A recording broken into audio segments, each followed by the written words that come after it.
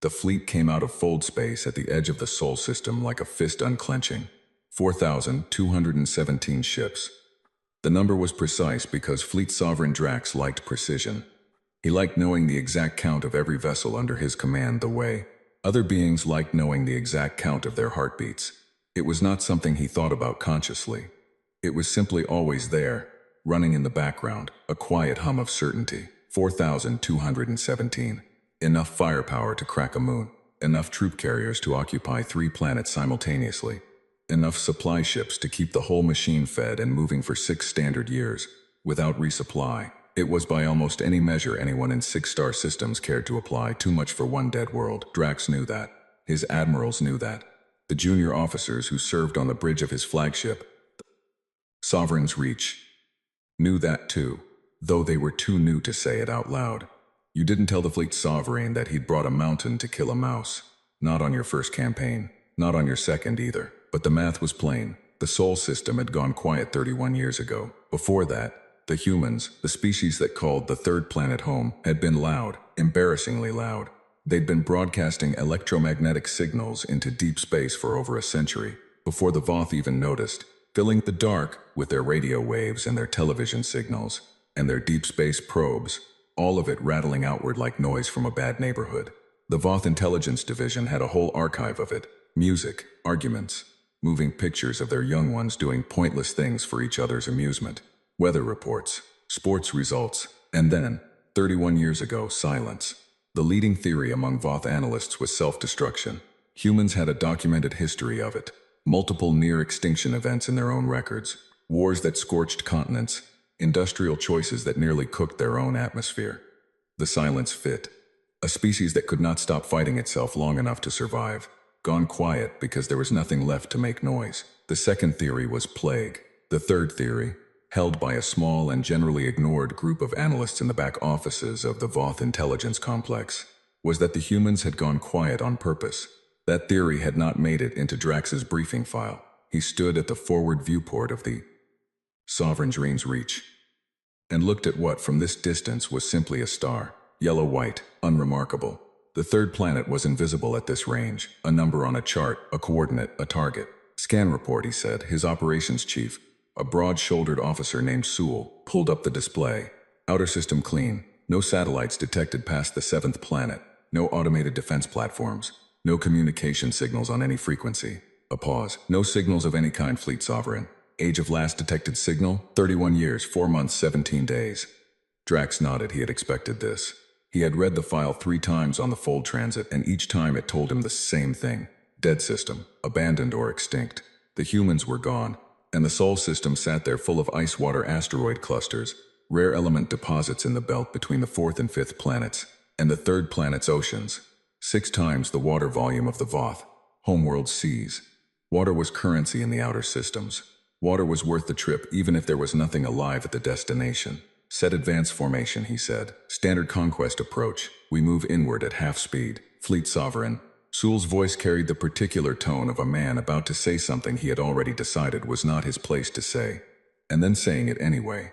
The operation order calls for a recon sweep before we cross the outer planet's orbit. Probe deployment, then wait for return signal. Drax looked at him. Sewell stopped talking. Half speed, Drax said. We'll run probes as we advance. I'm not sitting at the edge of someone's dead solar system for 6 hours waiting for confirmation that no one is home. This was not an unreasonable position. In 30 years of conquest operations, Drax had never once encountered a dead system that was not, in fact, dead. The probes were protocol, not necessity. Protocol existed for a reason, but so did momentum. And 4,000 ships moving at half speed toward an empty target was already more caution than the situation warranted. The fleet moved. Neptune passed on the port side, a blue bruise in the dark, ringed by 2 small moons that the Voth charts described as negligible. No installations. No mining operations. Nothing. Venus followed, tilted on its side in the way that had apparently amused human astronomers for centuries. Drax had read about that in the intelligence file too. This strange fondness they'd had for the accidental angle of a gas giant. It seemed like an odd thing to feel fondness for. He launched the first probes when the fleet crossed the 7th planet's orbital path. Standard package. 6 probes, van deployment, moving inward at speed. They would reach the 4th planet, Mars, the humans called it. a red rock with a thin atmosphere and no strategic value beyond its position, in approximately 40 minutes. Then another hour inward to the third planet itself. Drax did not watch the probe feed closely. He had reports to review, supply chain projections, occupation planning documents that his staff had prepared for the third planet, though most of those were contingency frameworks for a world that might have nothing left alive on it. If the planet was genuinely dead, the occupation planning was moot. It became a resource extraction operation instead, which required different paperwork entirely. He was reading the extraction projections when Sewell said, "Probe 2 signal lost." Drax looked up. Mid-transmission, Sewell was staring at his display with an expression that was not quite concern and not quite confusion, but lived in the territory between them. The signal terminated. Not signal degradation, it terminated. Full stop, technical failure, possibly. Sewell did not sound like a man who believed the word possibly. He sounded like a man using it because the alternative word was not one you said out loud on the bridge of a flagship without being very sure. Probe 1 is still active. Probes 3 through 6 still active and advancing. Drax set down his report. Continue monitoring. 7 minutes later, Probe 4 signal terminated. Same profile. Mid-transmission. Clean cut. Not a systems failure. Systems failures had a signature, a degradation curve, a stutter before the end. This was like someone reaching out and turning off a light. Probe 4 is gone, Sewell said, and now the not-quite concern on his face had resolved into something more definite. The bridge had gone quiet. Not dramatically. Not the theatrical silence of a bad entertainment program where every officer stops and stares. Just the particular quality of silence that falls over a group of professionals when something they don't understand has happened twice. Where were they when they went dark? Drax asked. Sewell checked. Both probes were approaching the fourth planet's orbital path. Probe 2 was approximately 200,000 kilometers inward of the seventh planet's orbit. Probe 4 was, he stopped. Was what? Was in almost exactly the same position. Different vector, same distance band. Drax stood up. There was a region of space, apparently, running along a band roughly 200,000 kilometers inside the seventh planet's orbit, where probes went dark. 2 data points were not a pattern. 2 data points were a coincidence. And Fleet Sovereign Drax had not reached his rank by mistaking coincidence for pattern. But he had also not reached his rank by ignoring 2 data points when they aligned. Halt the remaining probes, he said. Hold them at current position. I want full sensor sweep of that orbital band. Everything we have, all frequencies, gravitational, electromagnetic, thermal, the full spectrum. The sensor arrays of 4,000 ships were not a subtle instrument. Together they could detect a single power cell at 10 million kilometers. They swept the orbital band for 22 minutes. They found nothing. No debris from the lost probes. No energy signatures. No physical obstruction. No signal interference source. The band looked exactly like the rest of the outer system. Empty, cold, and dead. Drax stood at the viewport and looked at the star that was getting slowly larger as the fleet advanced at half speed. And he thought about the 2 probes. And he thought about 31 years of silence. And he thought about the small group of analysts whose theory had not made it into his briefing file. He thought about that for a while. Resume probe advance, he said. All 4 remaining probes. And get me a direct channel to the fleet, all ships. The channel opened. 4,217 vessels listening. This is Fleet Sovereign Drax. We have experienced an anomaly with 2 recon probes in the outer approach zone. Cause is undetermined. All ships are to maintain formation integrity and run continuous passive scans on full spectrum. Report any irregularity immediately. Any irregularity, a temperature variance, a gravitational microfluctuation, a signal ghost. Anything that your instruments show that your instruments should not be showing, report it. A pause. That is all. He closed the channel. His second-in-command, High Admiral Bress, appeared at his side. Bress was older than Drax, had turned down Fleet Sovereign 3 times to stay in the field, and had the particular quality of stillness that belonged to beings who had been in enough dangerous situations to know what danger felt like before it announced itself. You think something is here, Bress said. It was not a question. I think 2 probes don't vanish in the same orbital band without a reason, Drax said. Sensor sweep found nothing. I know. Bress was quiet for a moment. That's worse.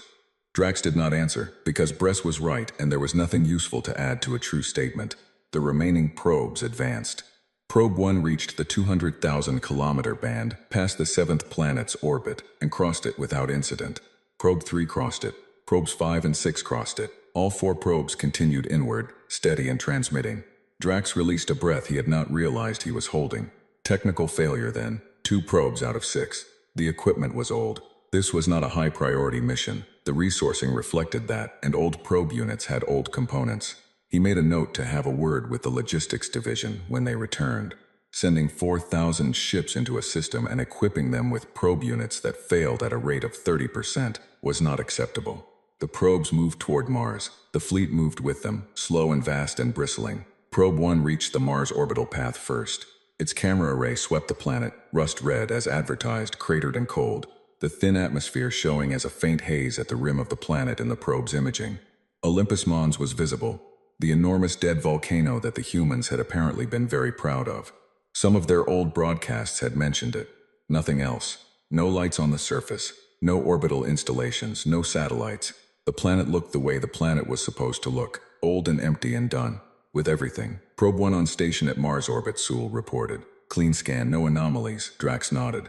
And then Probe 1's signal terminated. Clean, mid-transmission, the same profile as the first 2. The bridge silence this time was different. It had weight. Probe 3, Drax said, still transmitting, 40 seconds from Mars orbital path. 40 seconds. Everyone on the bridge counted them without counting them. Probe 3 reached the Mars orbital path. For 11 seconds, it transmitted clean data.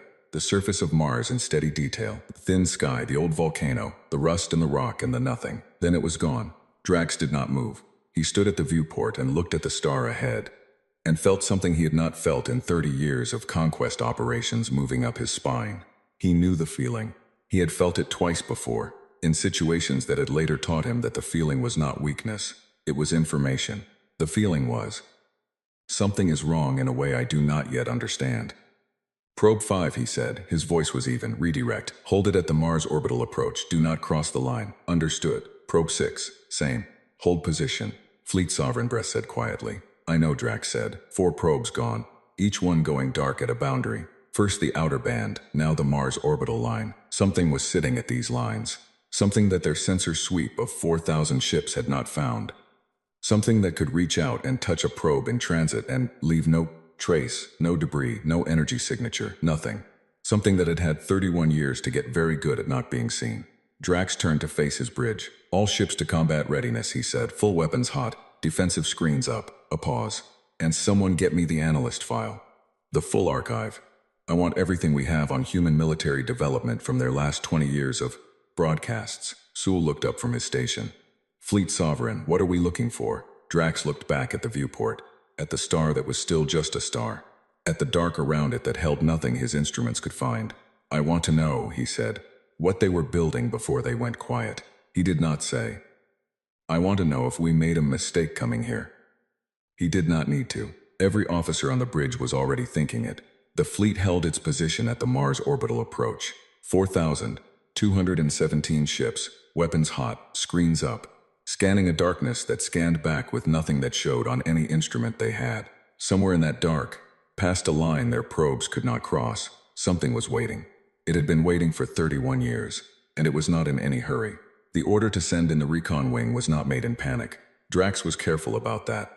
He sat with the decision for 40 minutes before he gave it, which was not something he was known for. Fleet sovereigns were known for decisiveness, for the kind of command that moved like a blade, fast and clean and without hesitation. 40 minutes of sitting at a viewport, staring at a red planet that 8 probes was not decisive. His admirals knew it, his bridge crew knew it, he knew it himself. But 4 probes were gone, and the sensor grid of 4,000 ships had found nothing, and the file on human military development from their final years of broadcasting had turned out to be less useful than he'd hoped. Most of it was noise, political arguments, economic reports, entertainment. The military content was fragmented, partial, deliberately vague even in their own public communications. Humans had apparently learned early that broadcasting the specifications of their weapons systems to the entire galaxy was not wise, which meant the archive told him what they'd been thinking about, but not what they'd actually built. What they'd been thinking about in their last decade of broadcasting was defense. Not conquest, not expansion, defense. The distinction had seemed unimportant to the analysts who'd compiled the file. A species preparing to defend itself was a species that expected to be attacked, and a species that expected to be attacked was a species that knew it was not alone. And a species that knew it was not alone was either building a wall, or building a weapon, or building both.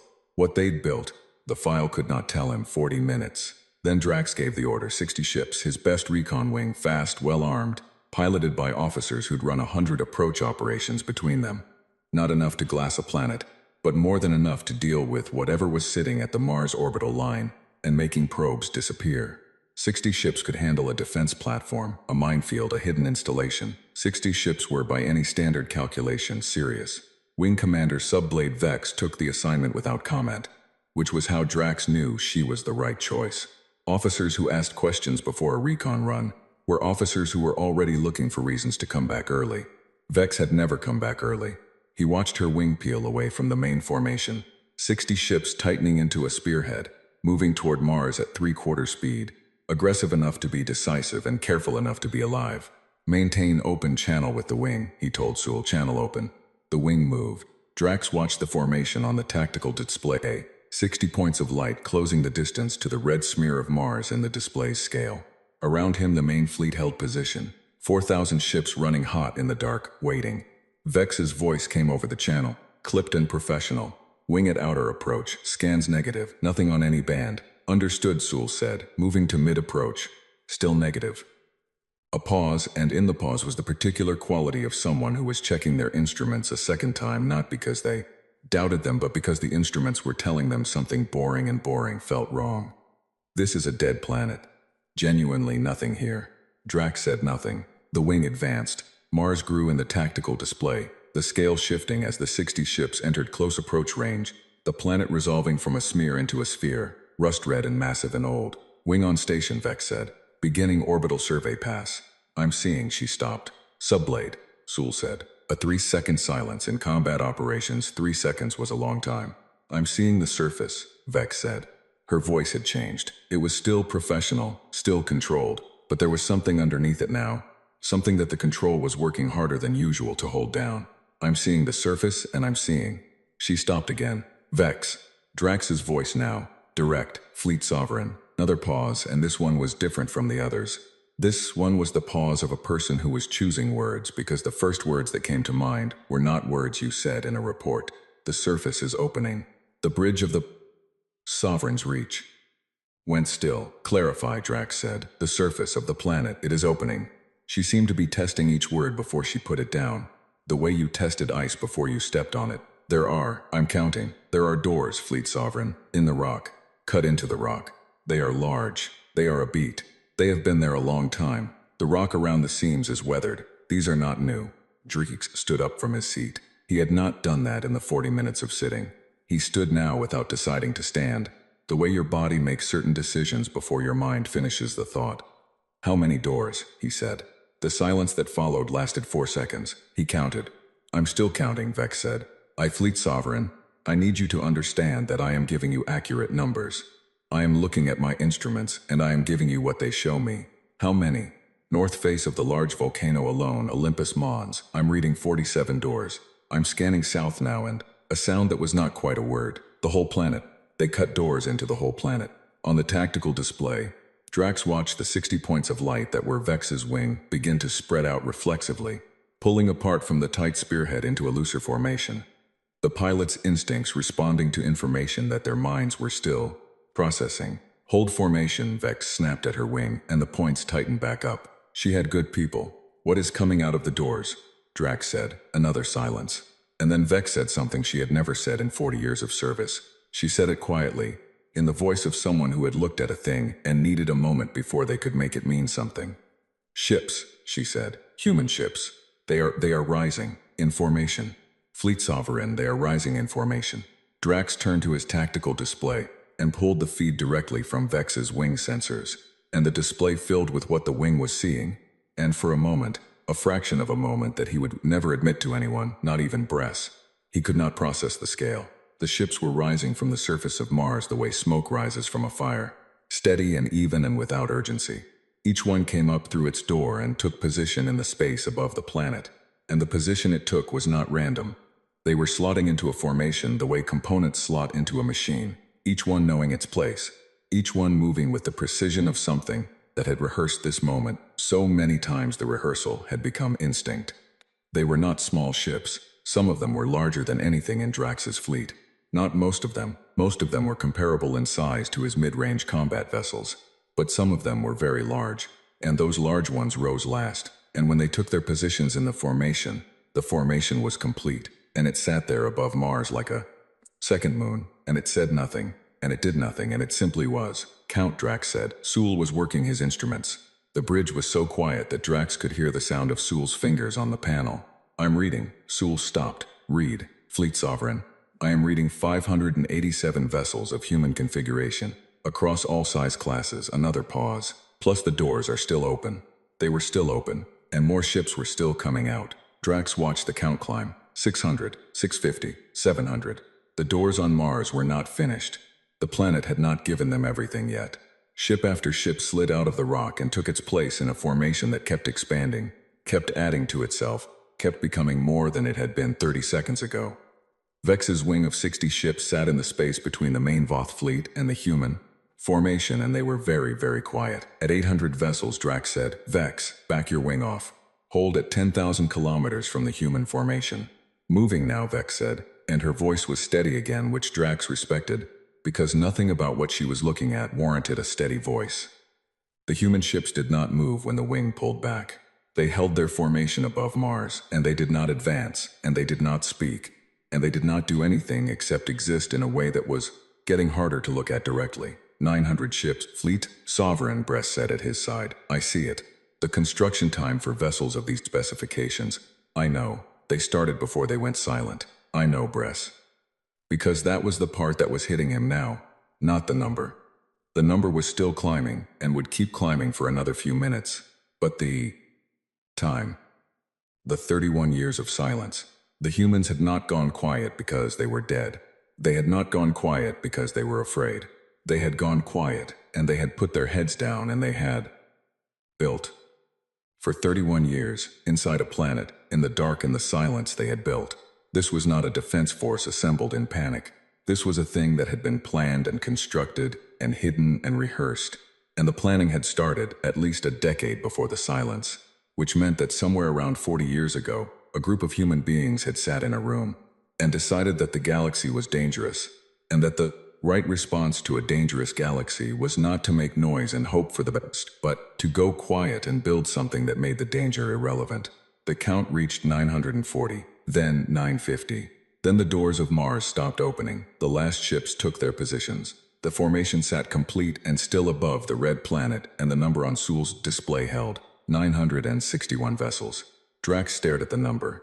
His fleet had 4,217 ships. On paper, he still had the advantage. On paper, he outnumbered this force by more than 4 to 1. But 4 to 1 only meant something if you knew what 1 was worth. He did not know what one human ship was worth. He did not know what weapons they carried, what defensive systems they ran, what their tactical doctrine looked like. He knew nothing about them except what their ships looked like from the outside. And their ships, looked at from the outside, did not look like the ships of a species that had been hiding in a planet for 30 years out of fear. They looked, from the outside, like ships that had been designed by people who knew exactly what they were building them to do. Vex, he said. Fleet Sovereign, what is your tactical read? A pause. Vex had been doing this long enough to know what the question meant. Not, what do you see? He could see everything she could see.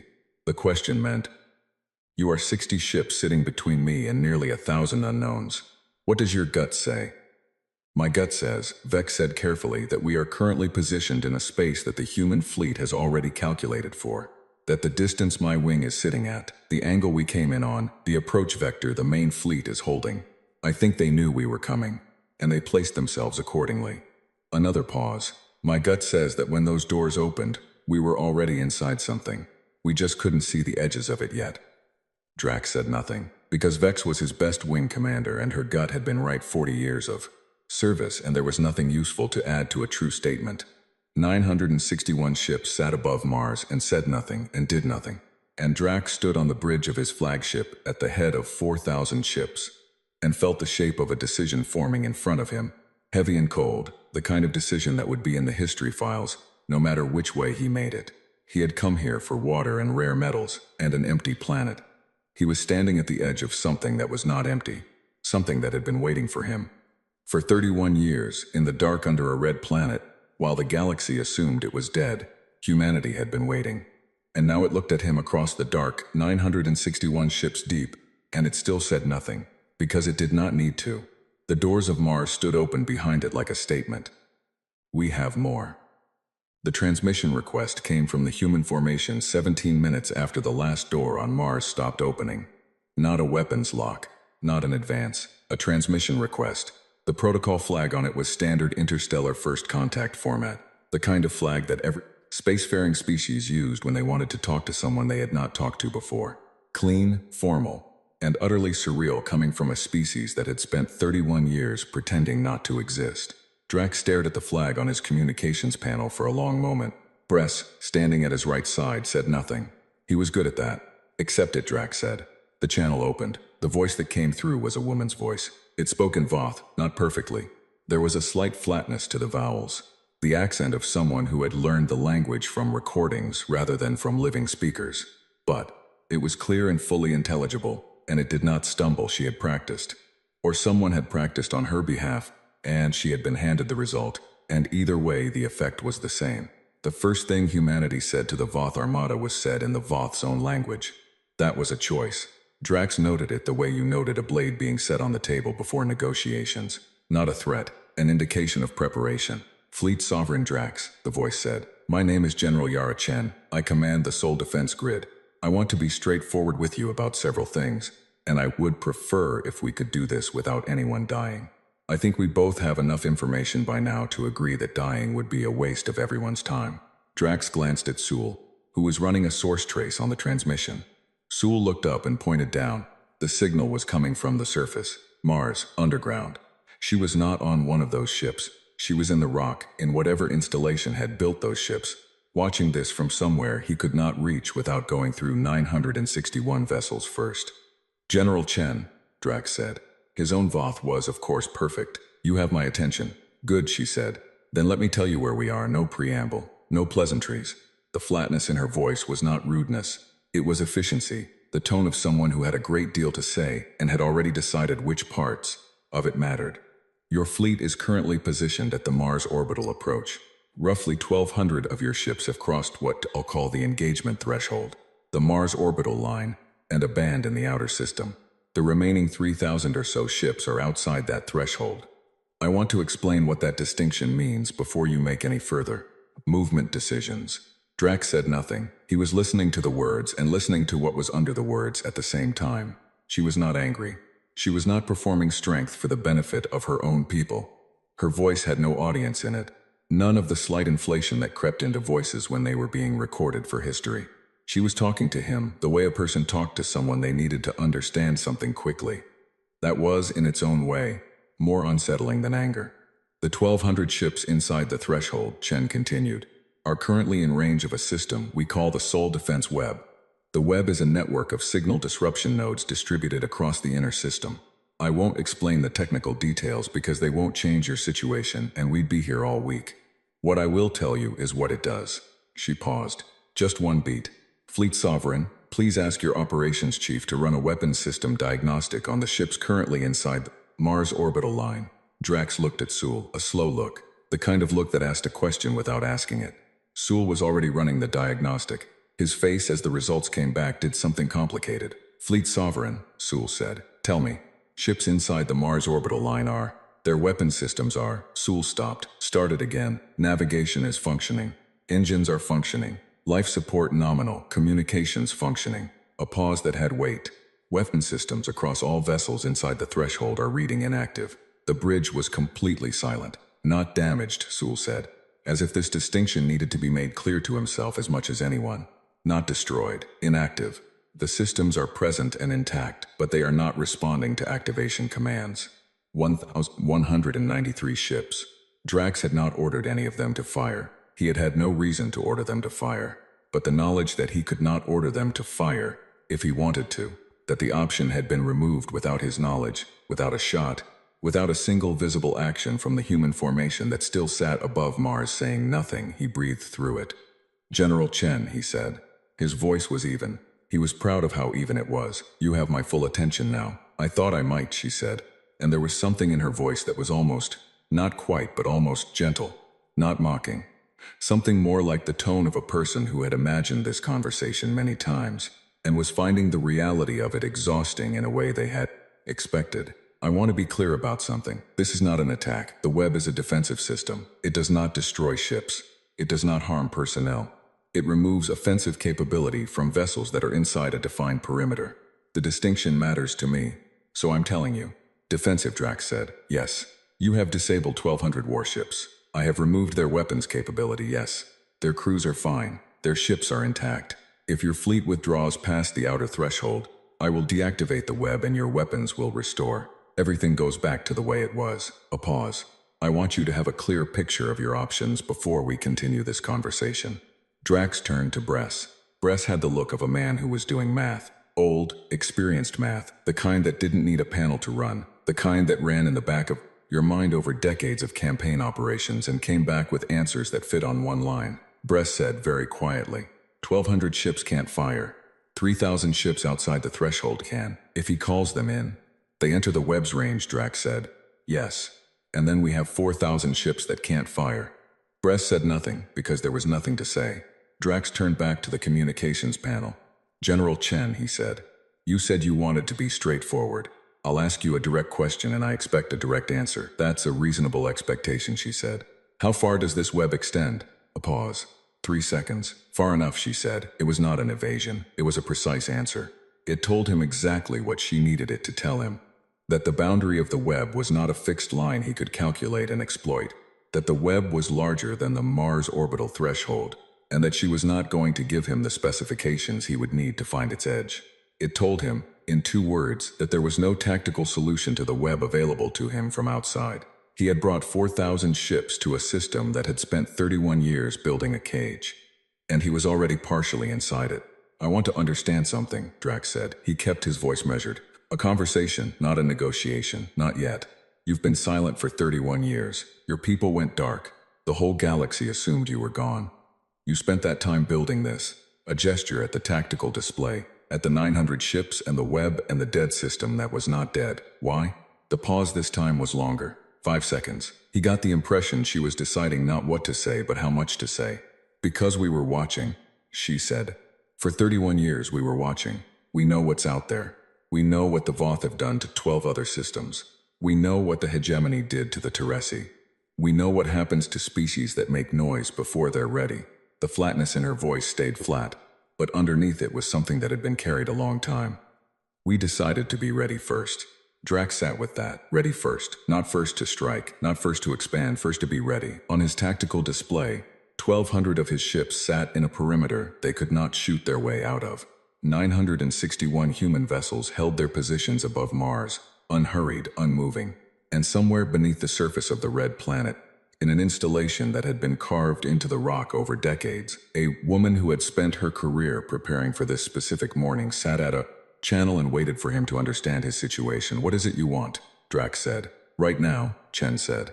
I want you to hold your position and not call your outer fleet forward. That's all. I want 30 minutes. A beat. After 30 minutes, you'll have enough information to make a real decision.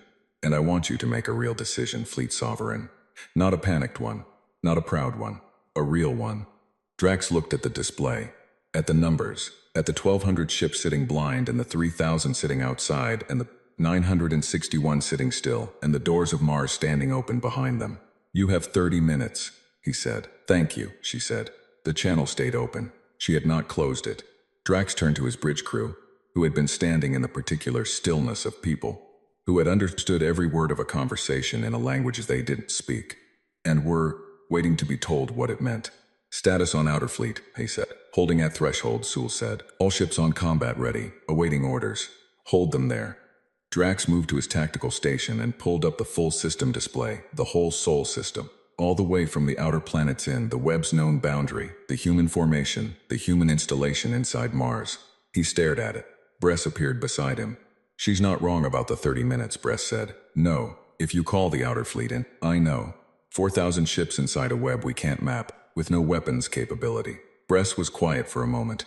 Against 961 vessels whose specifications we do not have. Drax said nothing. She offered withdrawal, Bress said.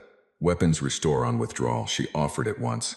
Yes, they stood side by side looking at the display. Somewhere in the display, in the space around Mars, in the dark between the planets, the Sol Defense Web was sitting in its invisibility and doing its work on 1,200 warships, and the number of people in the galaxy who had known it existed before this morning was apparently very small, and all of them were human, and they had kept that secret for 31 years. Drax thought about that, about the discipline it took, the patience, the silence. He thought about his briefing file with its theories about why the humans had gone quiet, self-destruction, plague, and in the back offices unread, the third theory. He thought about the analyst who had written that third theory, and whether they were still alive, and whether, if they were somewhere right now in the quiet of their back office, with the particular expression of someone who had been right for 31 years, and was only now finding out they were right. Fleet Sovereign, Sewell said. We have 28 minutes remaining. Drax straightened up. He looked at the display one more time, at the numbers, at the shape of the thing he was standing inside. Get me the full weapons diagnostic on every ship inside the threshold, he said. I want to know exactly what we have and what we don't have. I want the outer fleet commanders on a closed channel, not general broadcast. Closed channel only. I don't want this conversation on open comms. Understood. And someone find me everything we have on the Sol Defense Web. He moved back toward the viewport. I want to know if anyone in the galaxy has ever heard of it before today. He already knew the answer, but he wanted to see it confirmed in writing. The answer, when it came back 4 minutes later, was exactly what he expected. Nothing. No record, no intelligence, no rumors. No mentions in any Voth archive, any shared intelligence treaty database, any intercepted communication from any spacefaring species in the last 31 years. The humans had built it and told no one. For 31 years, in the silence, they had built the thing that was currently holding 1,200 of his ships in a fist they couldn't feel, and not a single signal about it had leaked into the galaxy's noise. Not one. He stood at the viewport and looked at the yellow-white star ahead of him, and thought about the kind of people who could do that, who could take an entire civilization off the air and put it to work on a single, secret, long project and hold that secret for 3 decades against every natural human tendency to be loud, to share, to broadcast, to tell someone what you'd made. The kind of people who could do that were not the kind of people you found in his briefing file. He had 24 minutes left, and for the first time in 30 years of conquest operations, Fleet Sovereign Drax used them to think. The 30 minutes passed. Chen did not fill them. She left the channel open and said nothing, which was either courtesy or a form of pressure so refined it barely felt like pressure at all. Drax had spent the time doing what he'd said he would do, talking to his outer fleet commanders on closed channel, reviewing the weapons diagnostic, staring at a display that kept showing him the same numbers no matter how many times he looked at it. The numbers did not improve. When the 30 minutes ended, he opened the channel. General Chen, Fleet Sovereign. Her voice came back immediately. She had been waiting. Have you made a decision? I have a question first, he said. Go ahead. The web, he kept his voice level. You said it's a defensive system, that it removes weapons capability without causing damage. He paused. I want to know if that's the full extent of it. If there are other capabilities you haven't described. A silence. Longer than her previous ones. That's a fair question, she said. And I'll answer it honestly. The web is one part of the Sol defense grid. It's not the only part. Another pause. If you're asking whether I have options beyond disabling weapons, yes, I do. I'd prefer not to use them. I'd strongly prefer not to use them. But they exist, and I think you should know that before you decide anything. Drax looked at Bress. Bress looked back at him, with the face of a man who had already done the math, and did not like the answer. I'm going to call forward 500 ships from my outer fleet, Drax said. Into the threshold, into your web's range. A beat of silence. Fleet Sovereign, Chen said carefully. I'd advise against that. I understand your advice, he said. I'm calling them forward anyway. Another silence, longer. When she spoke again, her voice was the same flat, tired efficiency it had always been. But there was something underneath it now that had not been there before. Not anger. Something that might have been the opposite of anger. A kind of controlled sadness. The feeling of someone watching a thing happen that they had spent years hoping would not happen. All right, she said. I want you to know that what you're about to see is not meant as a demonstration of superiority. It is not meant to humiliate you or frighten you. It is meant to give you accurate information so that you can make a better decision. A pause. That's the only reason. Drax found that he believed her. He wasn't sure what to do with that. He opened the outer fleet channel and gave the order. 500 ships. Fast advance. into the threshold. On the tactical display, 500 points of light broke from the outer formation and began to move, shaping into a broad wedge as they accelerated, crossing the dark between the outer system and the Mars orbital line with the smooth, terrible momentum of objects that massed as much as small moons. 500 warships, fully armed, because they were outside the web's range when they started moving, their weapons hot and active, their targeting systems running. Drax watched them cross the distance, watched them approach the outer threshold, the band in space where his first two probes had gone dark, watched them cross it. For 6 seconds they were fine.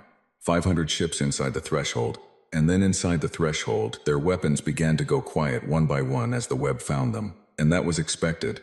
That was the part he already knew. And he watched the weapons diagnostics update on his panel. Inactive, inactive, inactive. Rippling down the list of 500 ships like a hand drawing a line through a column of numbers. And then something else happened. It did not happen with a sound.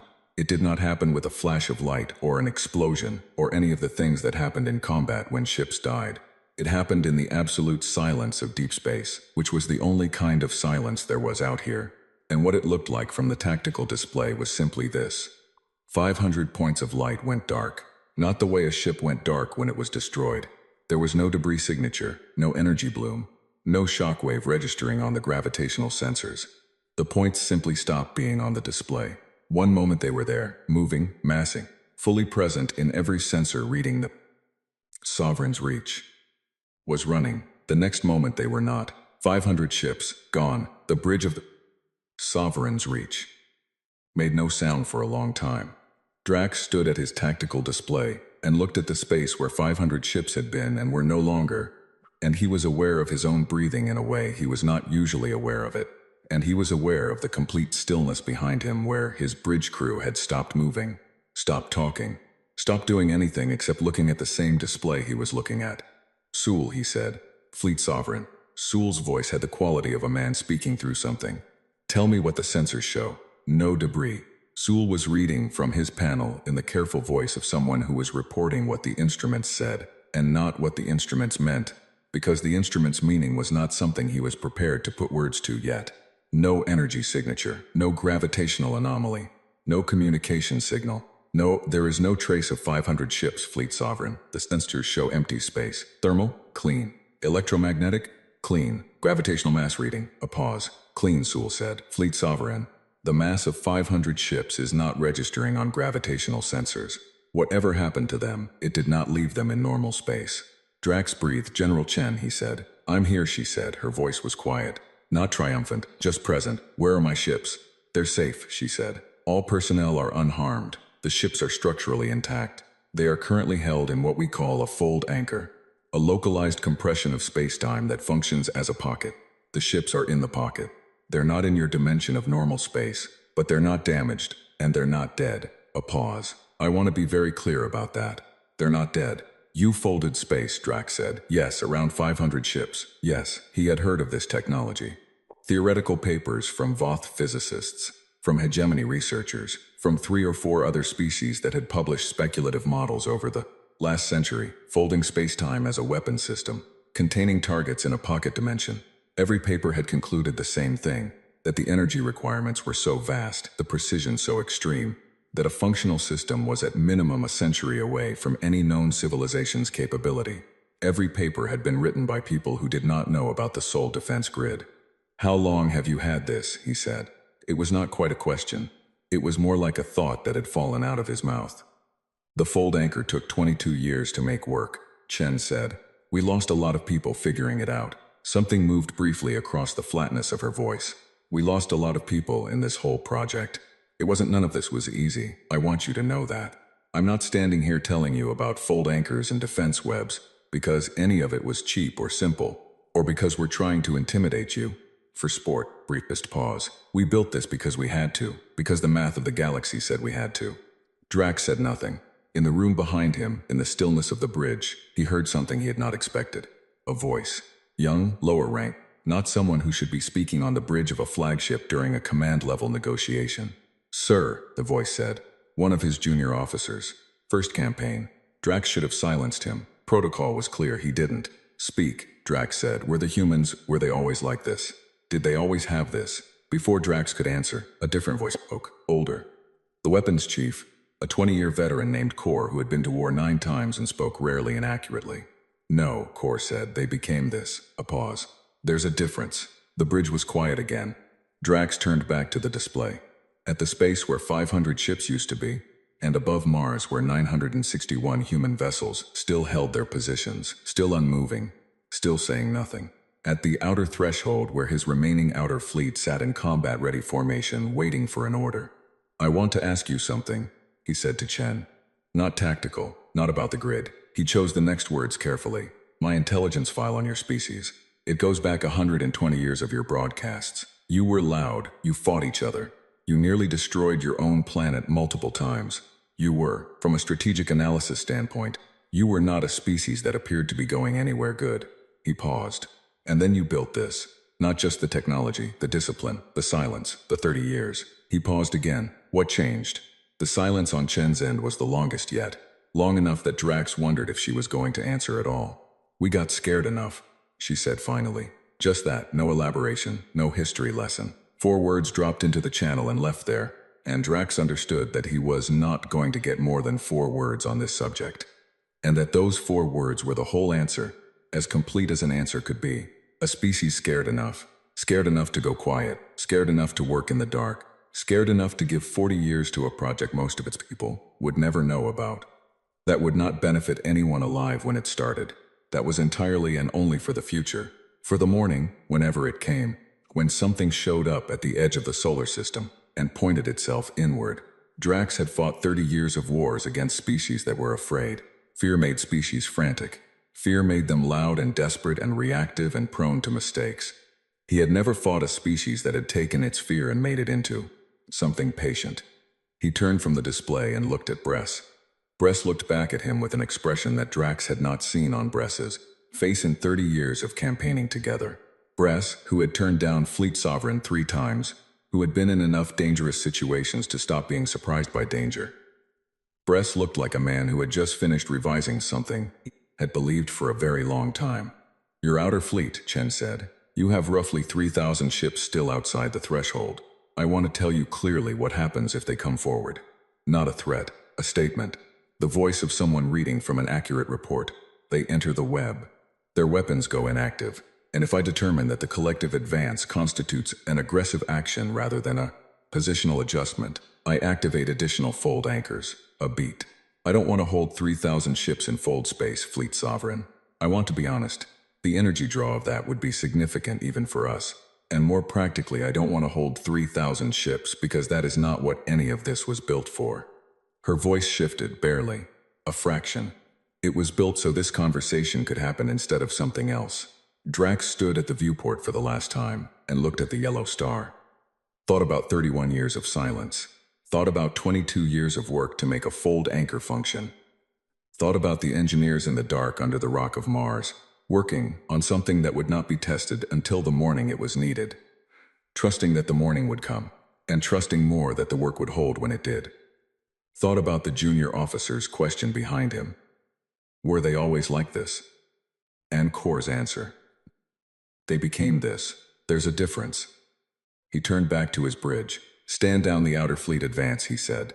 Hold position outside the threshold. All ships, hold position. He moved to the communications panel. General Chen, Fleet Sovereign. My 500 ships, he said. When do I get them back? When you leave, she said simply. All 500 ships released, fully intact, fully crewed, the moment your fleet withdraws past the outer boundary. A pause. And the 1,200 inside the threshold, their weapons restore on withdrawal. 2. You leave the same fleet you came in with. Everyone goes home. Drax looked at the tactical display one last time. 4,217 ships. His fleet. The number he'd held in the back of his mind since the moment they came out of fold space at the edge of this system, constant as a heartbeat. It was still there. All of them still existed. That was not nothing.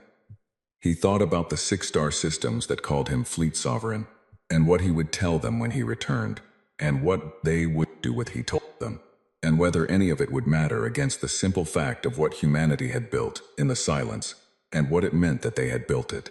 He would deal with all of that later. Right now he had one decision, and the decision was clear. I'll need time to consider withdrawal terms, he said. Of course, Chen said. I'm not going anywhere. A pause. Neither are we, she added, and it landed with a quietness that hit harder than a shout. Drax closed his eyes, opened them. Give me 2 hours, he said. You have 2 hours, she said. The channel stayed open. She left it open. All the channels, all the time. Nothing to hide, nothing that needed privacy. Because she held 500 of his ships in a pocket of folded space-time, and 1,200 more in a web that turned warships into furniture. And there was nothing he could plan in 2 hours that the Sol defense grid could not answer. And she knew that. And she knew that he knew that. And still she gave him 2 hours, because that was the kind of people they were. The kind that had become this. The 2 hours passed the way long hours pass when there is nothing useful left to do. Slowly, and with the particular quality of time that has already been decided but has not yet caught up to itself. Drax spent them the way he said he would, thinking. He pulled every file he had, not just the intelligence archive on humanity. He'd read that twice already and it had stopped being useful. He pulled the tactical assessments from his fleet commanders, the engineering reports on the weapons systems that had gone quiet inside the web, the preliminary analysis from his science division on what the fold anchor might mean, in terms of the physical principles behind it. He read all of it. He read the parts that confirmed what he already knew, and the parts that told him things he hadn't known. And at the end of 2 hours, the shape of the situation had not changed, but he understood it more completely, which was all he had asked of the 2 hours. In the room behind the bridge, in the small officer's ready room where Bress had retreated to give Drax space to think, Bress sat with the young officer who had spoken out of turn and had not been silenced for it. The junior officer's name was Ren First Campaign, 3 months out of the academy. He was sitting with his hands flat on the table and looking at them with the expression of someone whose understanding of the universe had shifted under him without warning, the way ground shifts in a quake, and he was waiting to see what was still standing when it stopped. Bress did not tell him what to think. He was not that kind of senior officer. He said, "You're going to write this down when we get back. Everything you saw today, everything you heard. You're going to write it in your own words, and you're going to keep it." Ren looked up. "Why?" "Because in 30 years you're going to be sitting where I'm sitting," Bress said. "And the person sitting where you're sitting now is going to need to know what this looked like from inside it." Ren said nothing for a moment. "Do you think anyone will believe it?" he said. Bress thought about that. "No," he said. "Not at first. Write it anyway." In the main chamber of the Olympus Mons bunker, 12 meters below the surface of Mars, General Yara Chen was eating a meal that had been cold for 90 minutes, and had been cold for 90 minutes the last 3 times someone had brought it to her as well. She ate it without complaint. Cold food was not the kind of problem she had the energy to have feelings about today. Around her, the bunker operated at the particular frequency of controlled intensity, not panic, never panic. The people in this room had trained too long for panic, but a kind of focused aliveness, every station manned, every display updating, the soft, steady sound of voices exchanging information in short sentences.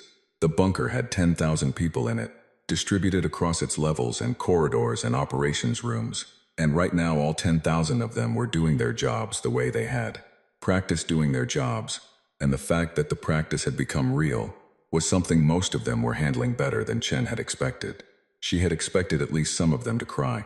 Some of them were in the corridors away from the stations. She had seen it. She didn't say anything about it. They were entitled. Priya appeared at her elbow. Priya, who was 26 years old and had been assigned to the General's operations team 8 months ago, and had shown in those 8 months the particular quality of intelligence that expressed itself not as speed but as depth, the kind that sat with a problem until it understood it rather than running past it to the answer. "He's been quiet for 90 minutes, Priya said. "I know. Is that good or bad?" Chen took another bite of cold food. "It means he's thinking. Thinking is good." She looked at the display showing the Voth formation, the 1,500 ships inside the threshold sitting weaponless and still, the outer fleet holding its position in the dark. A fleet sovereign who thinks is better than one who doesn't. "What do you think he's thinking about?" Chen set her fork down, looked at the display for a moment. "The same thing I'd be thinking about," she said. "How to go home and describe what he found here without it sounding like an excuse." Priya was quiet for a moment. "Will he tell the truth?" "He'll tell what he saw," Chen said. "Whether that counts as the truth depends on how well his people listen." She picked her fork back up. "That part's not our problem." The 2 hours ended, and Drax opened the channel. General Chen, Fleet Sovereign. Still present, still the same voice. "I'm going to ask you a question," he said, "and I want an honest answer. I've been giving you honest answers. I know, this one is different. He paused. He had spent the last 20 minutes finding the right words for this, and he was not sure he had found them. Why didn't you come for us first? Silence. You have fold anchors, he said. You have the web. You have 961 ships and whatever is still inside those doors on Mars that you haven't shown me yet. You've had this capability for, some of it for at least 20 years. You knew what the Voth had done to 12 other systems. You knew about the hegemony and the Teresi. His voice stayed even. You could have come for us. You could have come for anyone you wanted. You chose not to. I want to know why. The silence stretched. Chen set her fork down for the last time. She looked at the display. At the 4,000 alien ships sitting in her system, 1,200 of them currently held inside a web their builders had spent decades laying. 500 of them tucked into a fold anchor that had taken 22 years and many lives to make real, and the rest of them waiting in the dark for an order that she was going to make sure never came. She thought about the engineers, not as a group, as people. Mara, who had designed the first web node and died of a heart attack at 61 before the network was 20% complete, and who had known she wouldn't live to see it finished and had kept working anyway. June, who had spent 14 years underground on the Fold Anchor project and come up blinking at the sun when it finally worked and sat on the surface of Mars looking up at a sky he had almost forgotten the color of. The soldiers who had trained for 30 years for a war they had hoped every single one of those years would not come. She thought about what it had cost. Then she opened her mouth and gave Drax the answer she had been carrying for a long time. Because we're not you, she said. 3 words.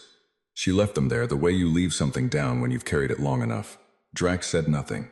Not an insult, she said. A statement of fact. The Voth expand because expansion is what the Voth do. It's your history, your economy, your identity. The hegemony consumes. The Teresi were consumed.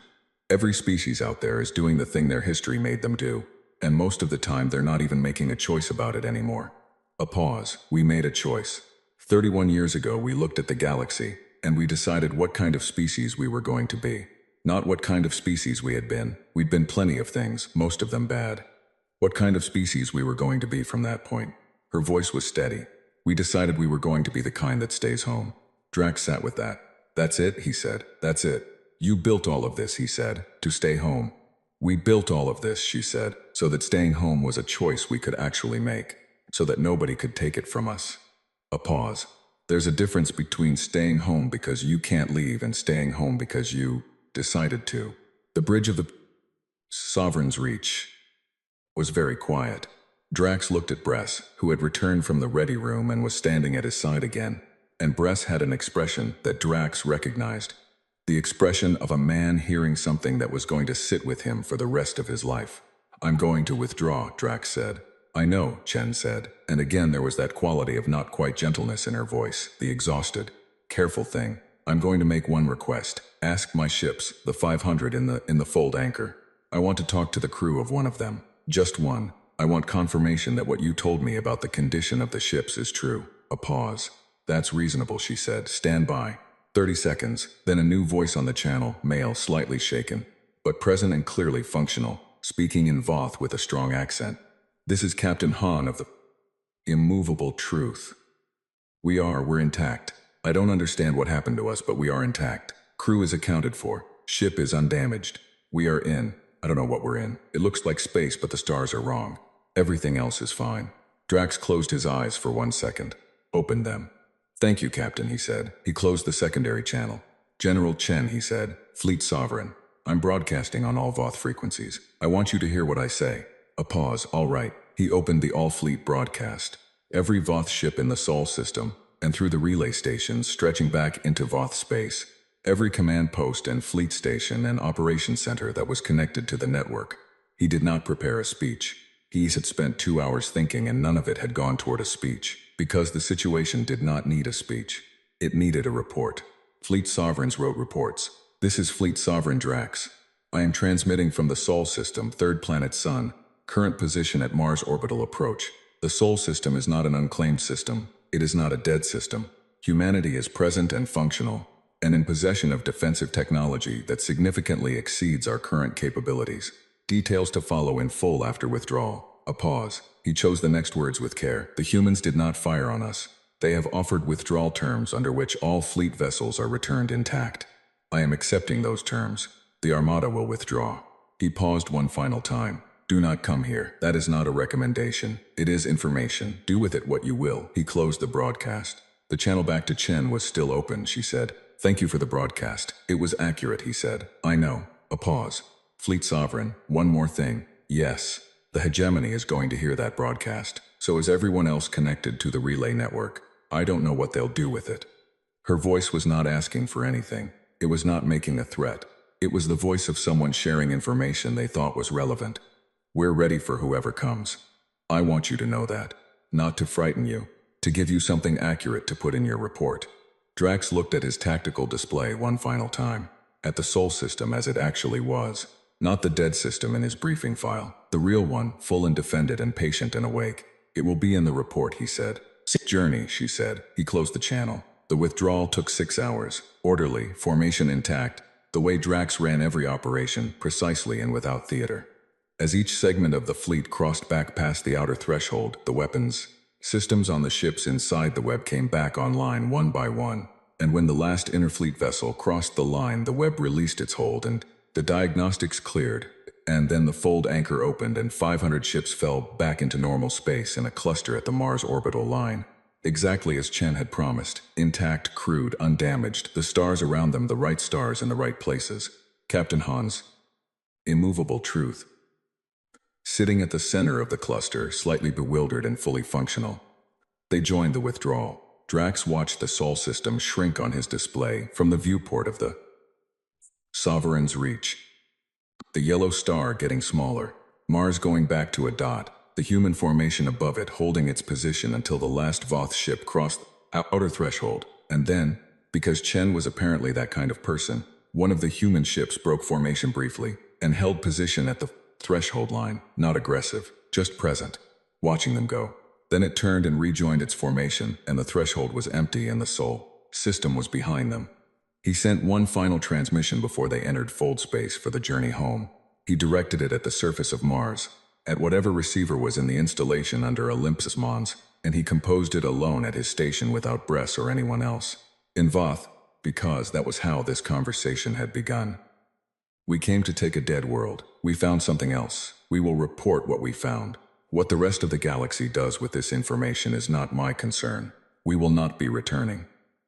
He read it over once, then added at the end a phrase that did not have an exact translation in any human language, but that the linguists on Earth would spend 3 years debating the rendering of, settling finally on something close to.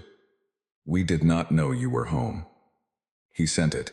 Then he took his fleet into fold space and was gone, in the bunker under Olympus Mons, in the main chamber with the displays and the 10,000 people, and the cold food and the soft steady sound of professional voices doing their work. Priya read the final transmission over Chen's shoulder. She read it twice.